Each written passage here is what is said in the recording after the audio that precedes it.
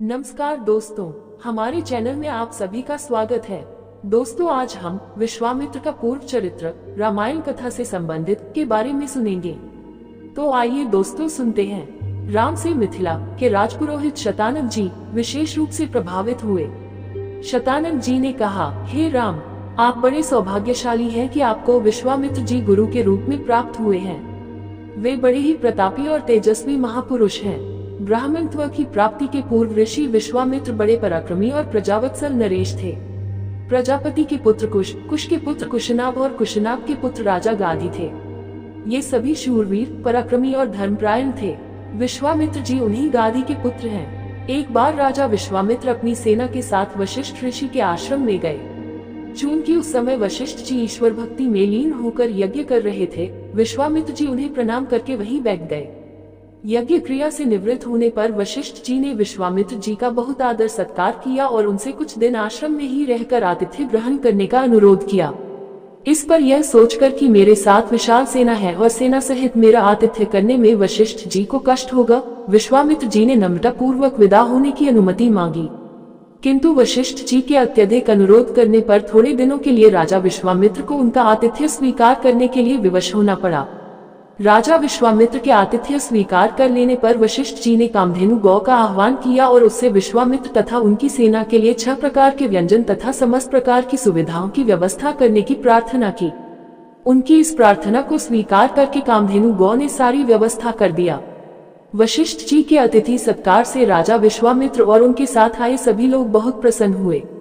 कामधेनु गौ का चमत्कार देखकर विश्वामित्र के मन में उस गौ को प्राप्त कर लेने की इच्छा जागृत हुई और उन्होंने वशिष्ठ जी से कहा कि ऋषि श्रेष्ठ, कामधेनु जैसी गौ तो किसी वनवासी के पास नहीं वरन राजा महाराजाओं के पास ही शोभा देती है। अतः आप इसे मुझे दे दीजिए। इसके बदले में मैं आपको सहस्त्रों स्वर्ण मुद्राएं दे सकता हूँ। इस पर वशिष्ठ जी बोले कि राजन, ये गौ ही मेरा जीवन है और इसे मैं किसी भी कीमत पर किसी को नहीं दे सकता।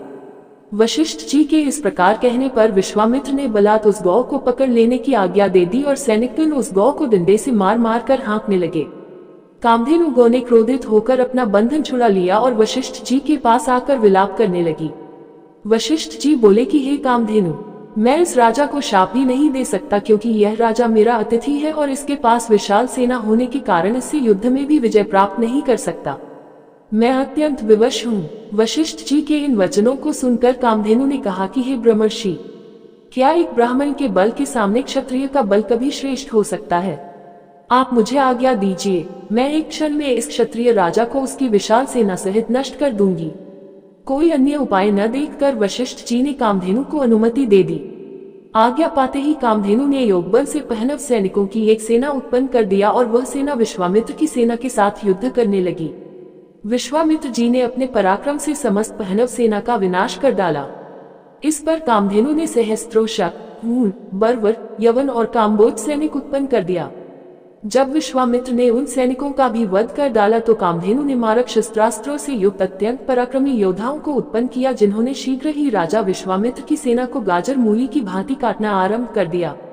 अपनी सेना का नाश होते देख विश्वामित्र के 100 पुत्र अत्यंत कुपित हो वशिष्ठ जी को मारने दौड़े। परिणाम ये हुआ कि वशिष्ठ जी ने उनमें से एक पुत्र को छोड़कर शेष सभी को भस्म कर दिया। सेना तथा पुत्रों के नष्ट हो जाने से विश्वामित्र बड़े दुखी हुए। अपने बचे हुए पुत्र का राजतिलक कर वे तपस्या करने के लिए हिमालय की कंदराओं में चले गए। वहां पर उन्होंने कठोर तपस्या की और महादेव जी को प्रसन्न कर लिया।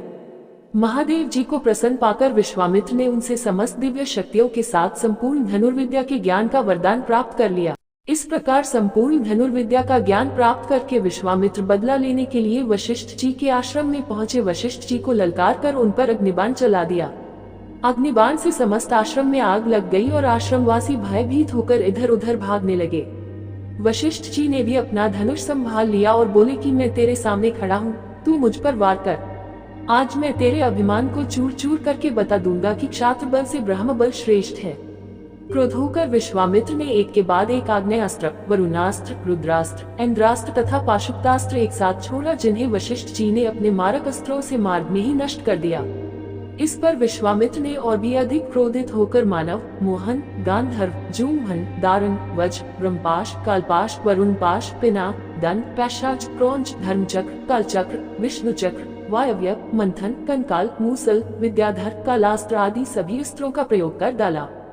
वशिष्ठ जी ने उन सबको नष्ट करके ब्रह्मास्त्र छोड़ने के लिए जब अपना धनुष उठाया तो सब देवकिन्नर आदि भयभीत हो गए।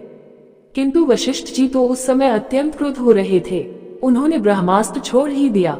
ब्रह्मास्त्र के भयंकर ज्योति और गगनभेदी नाद से सारा संसार पीड़ा से तड़पने लगा। सब ऋषि मुनि उनसे प्रार्थना करने लगे कि आपने विश्वामित्र को परास्त कर दिया है, अब आप ब्रह्मास्त्र से उत्पन्न हुई ज्वाला को शांत करें। इस प्रार्थना से द्रवित होकर उन्होंने ब्रह्मास्त्र को वापस बुलाया और मंत्रों से उसे शांत किया। पराजित होकर विश्वामित्र मणिहीन सर्प की भांति पृथ्वी पर बैठ गए और सोचने लगे कि निसंदेह क्षात्र बल से ब्रह्म बल ही श्रेष्ठ है। अब मैं तपस्या करके ब्राह्मण की पदवी और उसका तेज प्राप्त करूंगा। इस प्रकार विचार करके वे अपनी पत्नी सहित दक्षिण दिशा की ओर चल दिए। उन्होंने तपस्या करते हुए अन्न का त्याग कर केवल फलों पर जीवन यापन करना आरंभ कर दिया। उनकी तपस्या से प्रसन्न होकर ब्रह्मा जी ने उन्हें राजर्षि का पद प्रदान किया। इस पद को प्राप्त करके भी ये सोचकर कि ब्रह्मा जी ने मुझे केवल राजर्षि का ही पद दिया, महर्षि देवर्षि आदि का नहीं, वे दुखी ही हुए। वे विचार करने लगे कि मेरी तपस्या अब भी अपूर्ण है, मुझे एक बार फिर से घोर तपस्या करना चाहिए। उम्मीद करते हैं दोस्तों आपको ये रामायण कथा से संबंधित विश्वामित्र का पूर्व चरित्र के बारे में विचार सुनने में अच्छे लगे होंगे। दोस्तों विचार सुनने में अच्छे लगे हैं तो कृपया करके चैनल को सब्सक्राइब जरूर करें जी। इसी के साथ विदा लेते हैं, कल फिर इसी प्रकार के विचार लेकर हाजिर होंगे। जय श्री राम।